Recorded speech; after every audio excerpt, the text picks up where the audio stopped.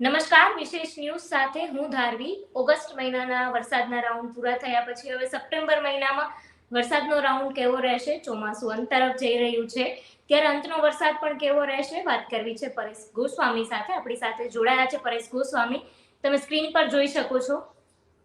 નમસ્કાર પરેશભાઈ. સપ્ટેમ્બર મહિનાની શરૂઆતમાં વરસાદ જોવા મળશે અને અંત થતા કેટલો વરસાદ જોવા મળશે?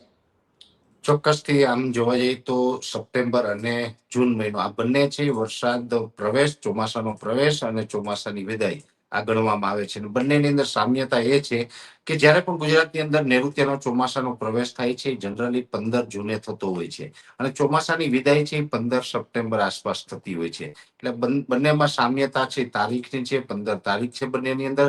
આ વર્ષે થોડુંક ઊંધું થાય તેવી શક્યતાઓ છે. એ એટલા માટે કે ચોમાસું છે 15 સપ્ટેમ્બરની જગ્યાએ 8-10 દિવસ લેટ એની વિદાય ચાલુ થશે. જે મોન્સૂન વિડ્રોલ પ્રોસેસ હોય એ લેટ થશે. એ પહેલા આપણે વરસાદના મોટા 2 રાઉન્ડ પણ આવવાના છે. થોડુંક સાવચેતી રાખવી પડે એવા વરસાદ પણ આવવાના છે.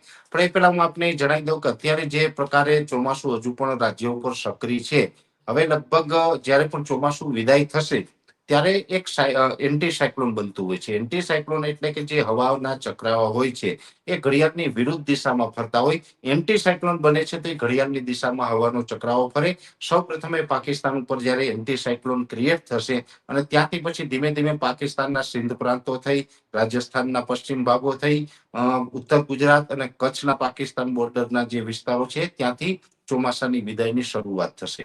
પણ એ શરૂઆત લગભગ 15 સપ્ટેમ્બરની જગ્યાએ 8-10 દિવસ લેટ એટલે કે 22 થી 25 સપ્ટેમ્બર આસપાસ આ બધી પ્રોસેસ ચાલુ થઈ શકે છે. આ બધું એન્ટી સાયક્લોન બનવું, ત્યાંથી જે ચોમાસું ધરીને નીચે ખસવું, આ બધી મોન્સૂન વિડ્રોલ પ્રોસેસ કહેવામાં આવે છે. આ પ્રોસેસ જે નેચરલી થતી હોય છે એ પ્રકારે એ પછી આપણે જ્યારે પણ થશે ત્યારે ચોક્કસથી આપણા માધ્યમથી એ માહિતી પણ આપવામાં આવશે. પણ એ પેલા 2 વરસાદના રાઉન્ડ આવવાના છે. હવે જે 2 વરસાદના રાઉન્ડ છે એમાં એક તો 4 થી 8 સપ્ટેમ્બરનો રાઉન્ડ છે, બીજો હશે લગભગ 15 થી 21 સપ્ટેમ્બરનો રાઉન્ડ. અને 21 તારીખ પછી જે વરસાદ હશે થંડરસ્ટોમ એક્ટિવિટીના વરસાદ હશે. જોકે 21 તારીખ પછી પણ વરસાદ આમ તો લગભગ 10-12 ઓક્ટોબર સુધી ચાલવાના છે. પણ એ થંડરસ્ટોમ એક્ટિવિટીના હોય એટલે જ્યાં પડે ત્યાં ગાજવીજ સાથે છૂટાછવાયા પડે. પણ જે 4 થી 8 સપ્ટેમ્બર અને 15 થી 21 સપ્ટેમ્બર એમાં જે અત્યારે 4 થી 8 સપ્ટેમ્બર પ્રથમ આવી રહી છે એમાં જે વરસાદની શક્યતાઓ છે તે સાર્વત્રિક વરસાદની શક્યતાઓ છે.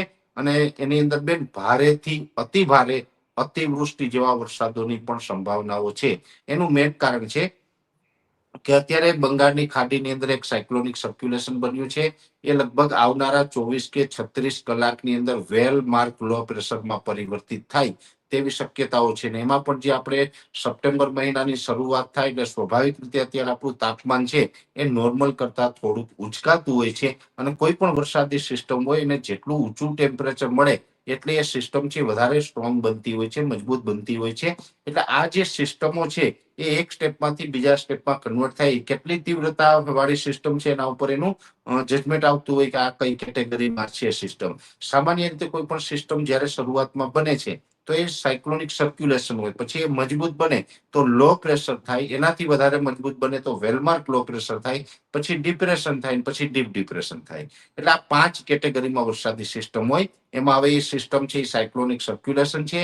એ 24 કે 36 કલાકમાં વેલમાર્ક લો પ્રેશર બનશે. એ આંધ્રપ્રદેશ અને ઓડિશાના માર્ગ ઉપર થઈ અને મધ્યપ્રદેશ સુધી આવશે. એટલે લગભગ 4 સપ્ટેમ્બર 2025ના રોજ વહેલી સવારથી એ ગુજરાતમાં અસર કરવાનું ચાલુ કરી દેશે. આમ તો મધ્યપ્રદેશ બોર્ડર લાગુ અને દક્ષિણ ગુજરાતમાં લગભગ કાલ અથવા પરમથી 2 અથવા તો 3 તારીખથી હળવા વરસાદની શરૂઆત થઈ જશે.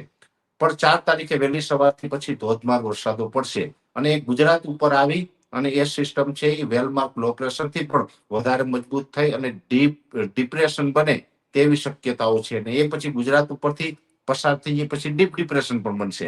પણ ગુજરાત ઉપરથી ડિપ્રેશન પસાર થવાનું છે, જેને કારણે ગુજરાતના 80% વિસ્તાર એટલે કે સાર્વત્રિક એ વરસાદનો રાઉન્ડ છે આવવાનો છે. એમાં પણ સૌથી વધારે વરસાદ છે જેમાં ખાસ કરીને મધ્યપ્રદેશ બોર્ડર લાગુ વિસ્તારો હોય, દક્ષિણ ગુજરાતના તમામ જિલ્લાઓ છે, સૌરાષ્ટ્રના જે વિસ્તારો છે અને ઉત્તર ગુજરાતનું વાવથરાદ અને પાટણ જિલ્લો આટલા વિસ્તારો છે એમાં ભારેથી અતિ ભારે વરસાદની સંભાવનાઓ બેન રહેલી છે. અને એમાં પણ ખાસ કરીને સૌરાષ્ટ્રના મોટા ભાગના વિસ્તારો હશે, એમાં મોટા ભાગના વિસ્તારોમાં 12 થી 15 ઇંચ, તો આઇસોલેટેડ વિસ્તારમાં 15 ઇંચ કરતા વધારે વરસાદ નોંધાય તેવું એક અનુમાન છે. એટલે 4 થી 8 સપ્ટેમ્બરનો જે વરસાદી રાઉન્ડ છે એ ભારેથી અતિ ભારે વરસાદનો હોય તેવું આપણે લાગી રહ્યું છે, જેને કારણે દરેક મિત્રોએ સાવચેત રહેવું, સાવધાન રહેવું. આમાં કોઈ ડરવાની કે ગભરાવાની જરૂર નથી, પણ સાવચેતી રાખવાની ચોક્કસથી જરૂર મને લાગી રહી છે બેન. પરેશભાઈ, હાલ બંગાળની ખાડી કે અરબ સાગરમાં કોઈ સિસ્ટમ સક્રિય થઈ રહી છે અને એ સિસ્ટમ ગુજરાતના કયા ભાગોને વધારે અસર કરી શકે છે? એનાથી ખેડૂતોની સ્થિતિ કેવી રહેશે? વરસાદને કારણે કયા પાક વધારે સારા રહેશે એ પણ જાણવાનો પ્રયત્ન કરીશું. ચોક્કસથી આમ જોવા જઈએ તો અરબ સાગરની અંદર અત્યારે એક સિસ્ટમ છે તૈયાર થઈ રહી છે, આમ તો બની ગઈ છે એ સિસ્ટમ. એ જે સિસ્ટમ છે બંગાળની ખાડીની અંદર છે અને અરબ સાગરની અંદર એક નવો કરંટ જોવા મળી રહ્યો છે. બંને અત્યારે સક્રિય છે અને બંનેની અસર છે એ ગુજરાત ઉપર થવાની છે. જેમાં બંગાળની ખાડીની અંદર અત્યારે એક સિસ્ટમ છે જે સાયક્લોનિક સર્ક્યુલેશનના સ્વરૂપમાં છે. એ આવનારા લગભગ 24 કે 36 કલાકની અંદર વધારે મજબૂત થઈ અને એ પછી ઉત્તર પશ્ચિમ દિશામાં ગતિ કરશે. કેમ કે એનો 540 આસપાસ કિલોમીટરનો ઘેરાવો છે, એટલે છત્તીસગઢ અને આંધ્રપ્રદેશના ભાગો ઉપર થઈ અને ધીમે ધીમે ઉત્તર પશ્ચિમ દિશામાં મધ્યપ્રદેશ અને મહારાષ્ટ્ર સુધી આવશે. મધ્યપ્રદેશ અને મહારાષ્ટ્ર સુધીમાં લગભગ 3 સપ્ટેમ્બર 2025ના રોજ રાત સુધીમાં અથવા તો 4 તારીખે વહેલી સવાર સુધીમાં એ મધ્યપ્રદેશ બોર્ડર લાગુ વિસ્તારના જે જિલ્લાઓ છે ત્યાં સુધી પહોંચી જશે.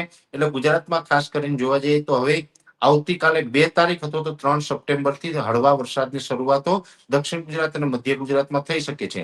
પણ ખાસ કરીને આ જે સિસ્ટમ છે એની અસર છે 4 તારીખથી આપણે વધુ થવાની છે.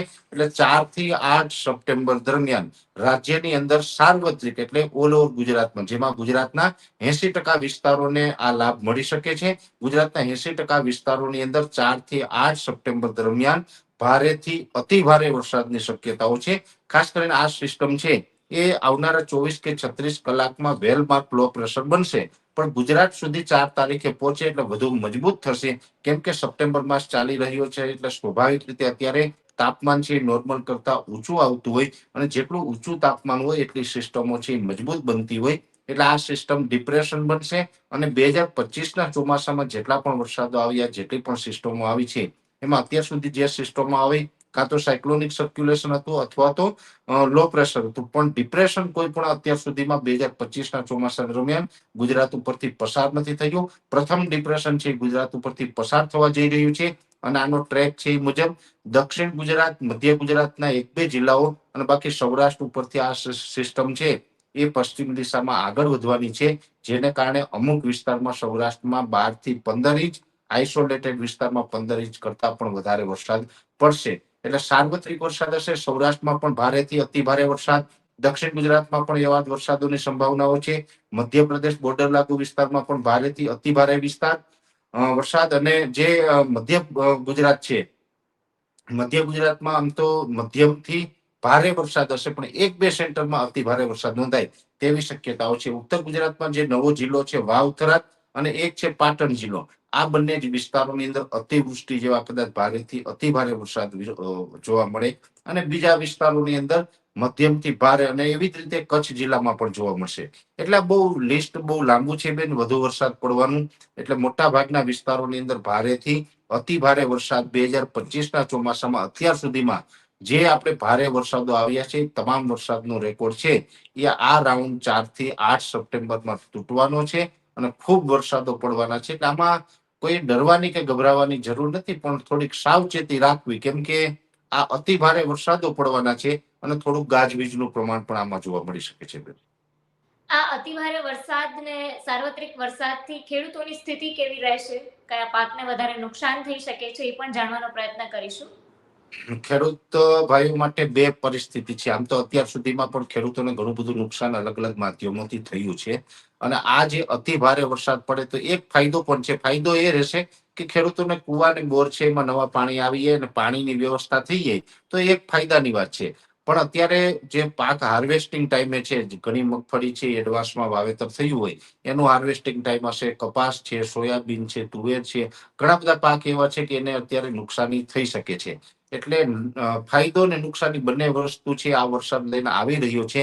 પણ આપણે તો એટલું આશા રાખીએ છીએ કે ભલે કદાચ અમુક ટકા નુકસાની પણ હશે, પણ ખેડૂતોને પાણીની વ્યવસ્થા થઈ જશે તો ખેડૂત માટે સારી બાબત છે. એટલે આ વરસાદ છે આમ તો મોટા ભાગના ખેડૂત માટે સારા સમાચાર લઈને ચોક્કસથી આવી રહ્યું છે એવું કહી શકાય. આ સિઝનમાં ઓલ ઓવર વરસાદની વાત કરીએ તો ગત વર્ષની સરખામણીમાં કે પહેલાના વર્ષોની સરખામણીમાં આ વર્ષે વરસાદ જેટલી માત્રામાં પડવો જોઈતો હતો એ પડી ચૂક્યો છે કે સિઝનના અંત સુધી પડી જશે? જો નોર્મલ ચોમાસું નોર્મલ કરતા ભારે ચોમાસું બંને વસ્તુ આપણે એવરેજ ચાલતી હતી છેલ્લા 8-10 વર્ષથી, બરાબર છે ને. એમાં પણ 2019 થી લઈ અને 2024 નું ચોમાસું હતું, એમાં દરેક વખત આપણે નોર્મલ કરતા વધારે એટલે 100% કરતા વધારે વરસાદ વરસ્યા. જોકે 100% કરતા વધારે વરસાદ પડે એમાં ઘણી વખત અનેક પ્રકારની નુકસાની પણ આવતી હોય છે. આ વર્ષની વાત કરવા જઈએ તો આ વખતે નોર્મલ એટલે કે ખેડૂતને અનુકૂળ હોય એ જ પ્રકારનું ચોમાસું ગણી શકાય. 31 ઓગસ્ટ સુધીમાં, આજે 1 સપ્ટેમ્બર થઈ છે, પણ બેન 31 ઓગસ્ટ સુધીમાં રાજ્યની અંદર એવરેજ 76% વરસાદ છે વરસી ચૂક્યો છે. અને હજુ પણ 2 રાઉન્ડ છે મોટા વરસાદના બાકી છે. એક 4 થી 8 સપ્ટેમ્બરનો, બીજો હશે 15 થી 21 સપ્ટેમ્બરનો. 2 મોટા રાઉન્ડ હશે. ત્યારબાદ થંડરસ્ટોર્મ એક્ટિવિટીના જે વરસાદ છે એટલે કે છૂટાછવાયા વરસાદો પડતા હોય એ પડવાના છે. એટલે હજુ સપ્ટેમ્બર મહિનો છે તો સમગ્ર સપ્ટેમ્બર મહિના દરમિયાન આપણે વરસાદો પડવાના છે.